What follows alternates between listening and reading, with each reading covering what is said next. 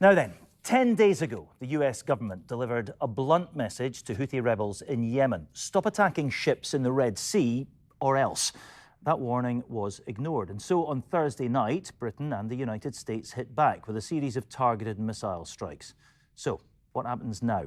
Well, the Houthis have vowed revenge, and while they may not be a major international player, they do have the backing of Iran, which is very definitely a force to be reckoned with, given that's all happening across the Middle East at the moment. Bombing targets in the region is a massive step, and yet it wasn't discussed at Westminster. The only people to be briefed on the action, apparently, were the Leader of the Opposition and a very small group of his senior colleagues. The SNP and the Scottish Government were left completely in the dark, much to their frustration. Well, I'm joined now from Aberdeen by the Leader of the SNP at Westminster, Stephen Flynn. Good morning, Mr Flynn. Welcome to the Sunday Show. Good to have you with us. Good morning, Martin. So, no consultation last week. There is, we're told, to be a statement in Parliament tomorrow with time allocated for questions on all of this. What are you going to be saying? Well, of course, I think we need to reflect upon what's happened here. The UK and the US and other allies, as a point of principle, have sought to defend freedom of navigation in the Red Sea. And I don't think, on that point of principle, anyone reasonable would disagree on the premise that we need to make sure that the goods that you and I and all your viewers watching require are able to get to us in a timeous manner, which indeed cuts down on costs. We don't want to see the cost of living crisis exacerbated. But what we do need to have is an overall understanding of what the government's medium and long-term aspirations are here, because we know that the Houthis, well, their slogan is death to America, death to Israel. We know that they've been in conflict with the Saudis for very many years now. They are not going to be deterred by the action that the government has taken in consultation and in partnership with allies. So we need to understand what it is the government is hoping to achieve here, because if it's simply a case of saying that those airstrikes are going to defeat the Houthis, that's not going to happen. Everyone knows that's not going to happen. So what comes next, and how does this feed into the wider regional picture at this moment in time, which we know is extremely volatile? So I'm looking for answers for the public from the Prime Minister, and that's why Parliament should have been recalled last week. And I think it's a bit farcical that they waited until the moment Parliament had shut its doors to make an announcement that this was what they were intending to do. OK, well, a few things on that. Firstly, the Prime Minister said this was a limited, necessary and proportionate act of self-defence. I think it's probably fair to assume his definite hope is that this is the end of it. And secondly, if this had come to Parliament, I mean, this was an American-led operation. The timing was down to then. They may not have wanted it to be discussed openly in a major Parliament. If this had come to Parliament, would you have supported it? Well, of course, that would have been based upon the details that the Prime Minister put to us. Now, I heard a UK Defence Minister the other day saying that they achieved their objectives, and that's fine if they were able to hit the military targets that they sought to hit. But ultimately, the objectives in the wider region are much bigger than that. And we need to understand and accept the fact that the Houthis are not simply going to lie down and say, well, you've bombed us now, we're going to stop doing what we're doing, because they believe in death to America and death to Israel. They are no friends or allies of Scotland or any Western European nation. So we need to make sure that the action which the government has taken doesn't precipitate a much wider crisis in the region, nor indeed drag the UK or our allies into prolonged conflict in the Middle East, given the impact that has had in the past, and given the UK's record on conflict in the Middle East. Are you realistically concerned that might happen? Do you think Iran might get pulled into this? I mean, what is your kind of your realistic worst case scenario here? Well, based upon what's happened up till now, I would suggest it's very unlikely that Iran are going to get themselves involved. But that's where we need to make sure that what happens next does not lead to a wider crisis in the Middle East. Now, we've all been watching on our TV screens for, I think it's the best part of 100 days now, the continued bombing of Gaza by Israel. We need to see a humanitarian ceasefire there. We don't want to see, and we need to see an immediate ceasefire, that is. We don't want to see an escalation of conflict in the Middle East because of the consequences that bears upon all of our lives. Yeah, I mean, I'm sure the Prime Minister would argue these are two very different things. Other people would say they're not. They're inextricably linked. Listen, theoretically, the government doesn't have to go to Parliament with any of this. It's covered under what's called royal prerogative. Sir Keir Starmer seemed to suggest not so long ago that he would change the law, given the chance, and make it mandatory to get the consent of Parliament before any of that. He was just talking to Laura Kuenssberg on the telly just a few minutes ago, saying, actually, maybe that would just apply to kind of boots-on-the-ground military operations. What do you think about this? Do you think that this should absolutely legally, even an incident, an episode like this, should have to have legally parliamentary consent? Well, firstly, I don't think it's a surprise that Keir Starmer has walked away from a position which he previously held. I think we've seen that across a whole host of policy areas. But ultimately, I think the government needs to have the ability to respond to military action in a quick fashion. And ultimately, they're never always going to be able to consult Parliament prior to doing that. But what we heard on Laura Kuenssberg as well was David Cameron be asked whether this decision was taken on Tuesday. And he wasn't able to provide a clear answer in relation to that. And of course, we've heard the mood music from the Defence Secretary, Grant Shapps, who said that this is likely to happen, in want of a better phrase. We know the Americans have been talking about this behind the scenes. This didn't come as a surprise to anyone. The only thing that came as a surprise was the fact that the Tories opted not to inform Parliament of what the intentions was. Now, whether they wanted to do that in advance or whether they wanted to do that subsequent to that action, I think what we would all agree on is that Parliament should have been informed on Thursday night or Friday morning. It would have been very easy for MPs to get back to Westminster to do just that. Yeah, finally on this, the First Minister, I spoke to him on Friday morning on the radio. He was saying he was frustrated that he wasn't informed. I mean, you know, defence, foreign affairs, all reserved to Westminster. Do you think the Scottish Parliament, the Scottish Government should have been consulted on this? Yeah, I mean, it's good practice, and I think that applies to our colleagues in Wales and our colleagues in Northern Ireland as well, because we know that our forces are made up of individuals who live right across these isles, and we need to make sure that all those elected representatives, who of course represent them and their families, are aware of the danger that they're being put into, because this is of course a very dangerous situation. It's not normal for government to want to bomb another nation, irrespective of the circumstances. So I think it would have been good practice and common decency for the government to have engaged, not just with the First Minister himself, but also with myself and others in Parliament who, of course, hold very senior positions in Westminster. You can see generals in the Pentagon looking at this, though, and thinking, crikey, who are you not going to tell about this before it happens?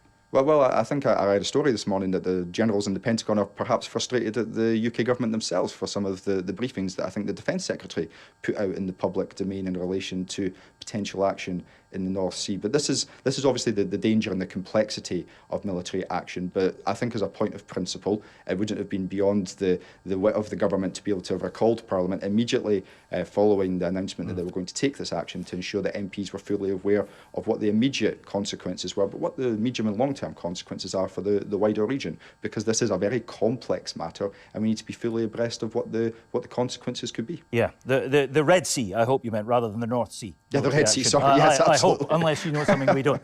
Right, listen, they're foreign affairs. Let's move back to domestic matters. You were helping to launch the SNP's general election campaign the day before yesterday. If George Osborne's right, and he says he's been speaking to fairly senior people and getting whispers from the right sources, the election is going to happen 10 months from today. It's a long way away. Going into this Parliament, at the last election, Labour got 19% of the vote here in Scotland. You got 45% of the vote. The polls now suggest you're neck and neck. And what the experts are saying, at the front page of the Mail on Sunday here, is that would mean you lose half your seats here in Scotland. What's happened in the course of this Parliament? Well, of course, what we did the other day was launch our general election campaign, because whether it's May or whether it's November, we're ready for a general election, and we're ready to make sure that Scotland is free of the Conservatives. And ultimately, the only way to do that is to vote for the SNP, because in around half of the seats in Scotland, it's going to be a straight-up fight between ourselves and the Scottish Tories. But the election's going to be about much more than that, Maren. It's going to be a battle of ideas as well.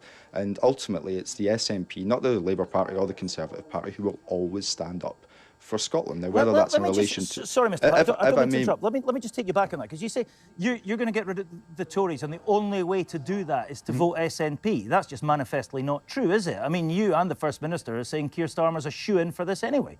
Well, Martin, I think if you look at the data, and around half of the seats in Scotland, indeed the 6 Tory seats which are held, 7 Tory seats which are held at this moment in time. But you also keep telling us that Labour don't need Scotland. It is the SNP who are the only ones who can wipe the Conservatives off the electoral map in Scotland in half of those seats, and that's ultimately what we'll be seeking to do. And I think the Scottish people would welcome that. But the election is going to be about much more than just that, Martin. It's going to be about that battle of ideas, and we need to have that battle of ideas. It's not good enough, as Keir Starmer wants to do, simply say nothing and let the Conservatives collapse. We have solutions to the cost of living crisis in terms of energy bill support, mortgage bill support, food bill support. When it comes to the big issues facing the economy, we believe that we should be in the European Union. We believe that migration is a good thing. It benefits our economy, it benefits our NHS, and it benefits our social care service. When it comes to energy policy, we need to be doubling down on net zero, because Scotland has natural resources which can ensure that people who live in Scotland, in energy-rich Scotland, aren't in fuel poverty. When it comes to foreign affairs, we are the only group of parliamentarians who are arguing for that immediate ceasefire from Scotland. And of course, when it comes to Scotland's constitutional future, protecting the ability of the people of Scotland to have that independent future, it's only the SNP who will stand up for that. So in all of those policy areas, those rich policy areas, we're going to be Scotland's voice, stand up for Scotland's values and seek to protect our future. But that's what this general election is going to be fought on, and I'm confident of success. But here's the thing, right? These same polls suggest actually, if anything, support for independence has gone up. It's at 50%, we're told at the moment, and yet support from you is leaching fairly spectacularly towards Labour, a pro-union party. Why is that? And I think all of us in the SNP would be delighted at the fact that the polls when it comes to independence are increasing, because that's ultimately what we would like to see, Scotland become that independent nation. But the reality is that if you vote in Scotland for a Labour MP or for a Tory MP, as soon as they have their feet under the table in Westminster, what they would seek to do is take Scotland's independence off it. The only surefire way to make sure that Scotland's independence remains relevant to the Westminster establishment and to an incoming Prime Minister, is to vote for the Scottish National Party. But you can't offer independence anymore. You used to go into elections saying vote SNP for another independence referendum. Well, you know you can't do that anymore. The courts even have told us you can't do that anymore. So a vote for the SNP is not a vote for independence anymore, is it? Which is presumably why people are moving away. If you believe that Scotland should be an independent nation, then your vote should come to the Scottish National Party. Well, lots of people do, and they're not voting for you, or not intending to vote for you anymore here. Because, Martin, ultimately we are the only party who will seek to give voice to that value and that belief that the people of Scotland, 50% of the people of Scotland, seem to have. We know that Labour and Tory MPs will take it off the table as soon as they get to Westminster. Now, the wider question you're asking there, I would gently suggest, is one for Keir Starmer. He is likely, in all likelihood, to be the next Prime Minister of the United Kingdom. I think he needs to come on your show and answer at what point the people of Scotland would be able to have that opportunity to determine their own future. He has been, and we've asked him. Yeah, well, I think in the run-up to the general election, we should revisit that, because that will be a helpful reminder. I guarantee you the bid is in. The only people who will represent them in Scotland when it comes to their values, when it comes to the key beliefs on the cost of living crisis, the economy, foreign affairs, migration, energy policy, and Scotland's independence, are the Scottish National Party. See, here's the thing, right? So a lot of voters might think, you know, independence, yeah, I quite like that as a concept, but in my mind, it is an abstract concept somewhere on a distant horizon. At the moment, I can't pay my bills, and I need help with the cost of living crisis right now. And the SNP are in government here in Scotland, and they're not really helping me, so I'm going to give Labour a chance, because that Keir Starmer guy seems like he might have some of the answers. That's the problem for you, isn't it? This is almost a presidential election, Sunak versus Starmer, and you're not really at the fight.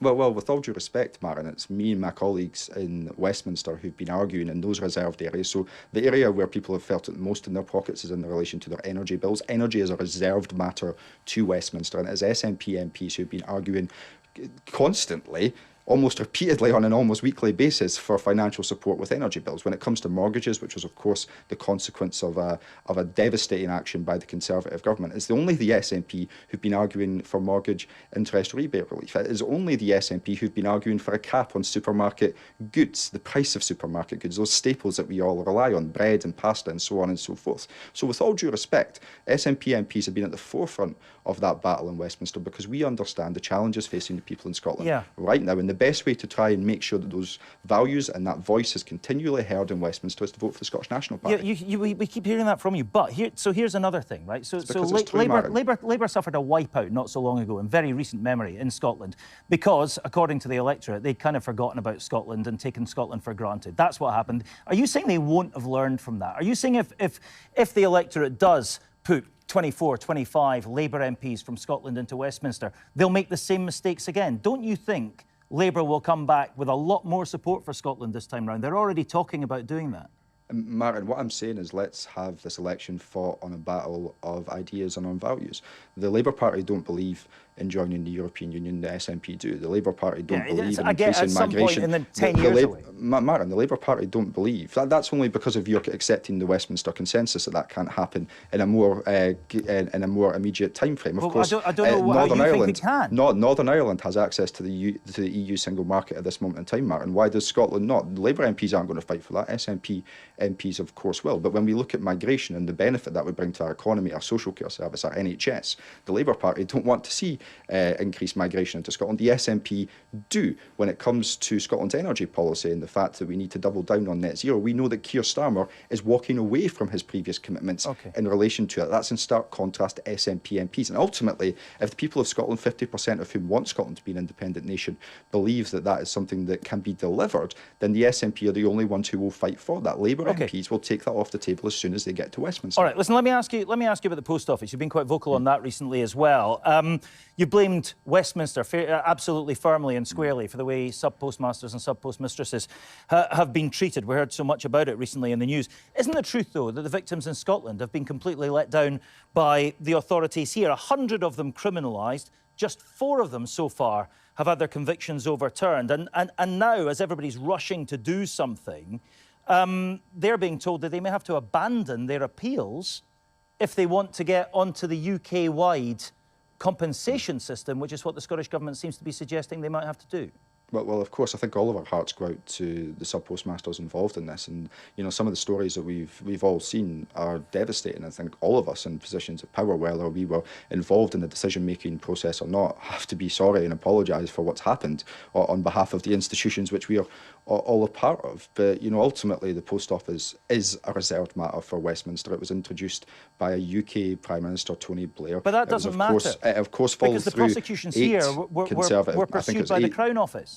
Multiple UK ministers, and that was the point I was making in Westminster, Martin, is that what happens in Westminster is that people come to that place, whether that's on the infected blood scandal, whether that's the Waspy women, those victims of the loan charge, those people who have been victims of the Equitable Life scandal, the RBS scandal, Grenfell, Hillsborough, they all come to Westminster looking for action, and ultimately they get apathy from UK ministers, and that was the point I was raising in Westminster in relation to Scotland, which I'm quite happy to come on to. As I understand it, since 2015, at the behest of the Crown, there was no prosecutions taken forward where evidence was reliant upon the Post Office saying that it was a consequence of the Horizon system. By which time lots of people had been convicted, and nothing was done to revisit their convictions, even though there was an awareness that the evidence was shaky. And I think between 2013 and 2015, there was, of course, not that clarity provided. And I think it's incumbent upon the Lord Advocate,